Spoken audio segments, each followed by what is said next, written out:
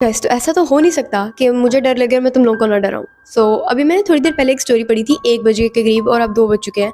तो मैंने सोचा कि तुम लोगों को सुनानी बनती है और वो बहुत ज़्यादा हॉरर होने वाली है, इसलिए अगर तुम लोग ये रात के टाइम देख रहे हो तो बाद में थैंक यू ज़रूर लिखना कमेंट्स के अंदर। So let's start the story without wasting any time. Okay guys, तो ये वाली स्टोरी मेरी फॉलोअर अना ने मेरे साथ शेयर की है। और अना, आई एम सॉरी अगर मैं तुम्हारा नेम गलत तरीके से प्रोनाउंस करी, बिकॉज तुमने अपनी पूरी स्टोरी मुझे उर्दू में शेयर की थी।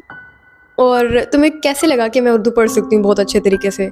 क्योंकि क्या मतलब, मैं उर्दू में मर के पास हुई हूँ। अना ने कहा कि स्टोरी तब किया जब वो 2 क्लास में थी और वो सेकंड ईयर में है, तो मतलब आई गेस पूरे 10 साल पहले की स्टोरी है। तो उसकी फैमिली इस सिचुएशन में होती थी कि वो हर इवेंट, मतलब कोई भी ईद आ जाए, उनकी फैमिली में कोई भी फंक्शन आ जाए, तो वो उसे अच्छे तरीके से सेलिब्रेट नहीं कर पाते थे, बिकॉज उनका जो बजट था, उसके डैड की जो इनकम थी, इट वॉज नॉट इनफ। और मतलब वो नॉर्मल लाइफ तो अच्छे तरीके से गुजार रहे थे, बट एक्स्ट्रा एक्टिविटीज़ के लिए उनके पास इतने पैसे नहीं थे। तो इस बार ईद आने वाली थी, छोटी ईद, और ये बहुत ज़्यादा एक्साइटेड थी क्योंकि छोटी बच्ची थी, इसे ऑब्वियसली लगता था कि जब ईद आएगी इसे ईदी मिलेगी, गिफ्ट्स मिलेंगे और सब कुछ नॉर्मल होगा।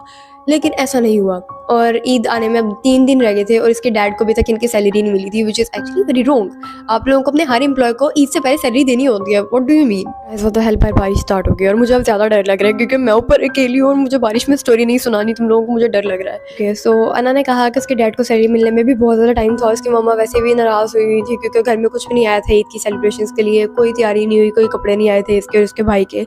तो ये लोग सारे मतलब एक अच्छे मूड में नहीं थे और घर में बहुत ज़्यादा खामोशी थी। तो ये अपने कमरे में अकेली होती है और ऑब्वियसली बच्चों की ये आदत है कि वो अकेले बैठ के रोते हैं, कभी-कभी वो कुछ बातें करते हैं अपने आप से, तो इस तरह ये लगी हुई थी। अब ये ना विंडो के पास बैठी थी, इसके कमरे में एक विंडो थी। ये अपने छोटे वाले भाई के साथ ना इसी रूम में सोती थी, मतलब ये दोनों सिबलिंग्स बेडरूम शेयर करते हैं। इसके मम्मा-पापा का एक बेडरूम है और एक इसकी दादों का बेडरूम है, ठीक है? तो इस वाले रूम में अभी इसका भाई नहीं था क्योंकि वो बाहर बैठा हुआ था इसकी मम्मा के पास, तो ये रूम में अकेली थी और विंडो के पास बैठ के विंडो से बाहर इस तरह देख रही थी और दुआ करी थी कि अल्लाह ताला सब लोगों के पास चीज़ें हैं, मेरे पास नहीं है, तो मैं चाहती हूँ कि मुझे ईद से पहले एक डॉल मिले या मुझे कोई भी ऐसा गिफ्ट मिले क्योंकि मैं बहुत ज़्यादा सैड फील कर रही हूँ और मैं चाहती हूँ कि मुझे कोई डॉल मिले। और ये दोबारा कहती है कि अगर आपने मुझे डॉल ना दी तो मैं आपसे नाराज़ हो जाऊँगी। ख़त्म, क्योंकि अब मुझे पता है जो आगे होने वाला है वो इससे भी ज़्यादा बुरा होगा। ये सब कुछ कहने के बाद ना विंडो के पास ये पीछे हट जाती है और आगे अपने बेड पर लेट जाती है। ये सो जाती है और इसके सोने के बाद इसका भाई भी आ जाता है और वो भी सो जाता है। अगले दिन होता है और अगले दिन कुछ भी नहीं होता और उससे अगले दिन चाँद रात थी।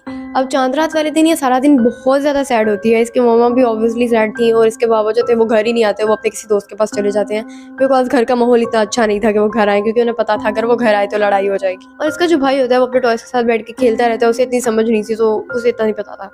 अब ये चाँद रात वाली रात को अपने रूम में होती है अकेली और इसकी मम्मा अपने रूम में होती है, इसके बाबा आगे होते हैं लेकिन वो भाई टीवी लॉन्च में होते हैं, ठीक है? तो ये अपने रूम में बैठी होती है और ये दोबारा से विंडो के पास बैठ के लगी हुई है कि अल्लाह ताला आपने मुझे गिफ्ट नहीं दिया कोई भी, अगर आपने मुझे गिफ्ट नहीं दिया तो मैं बहुत ज़्यादा नाराज़ हो जाऊँगी।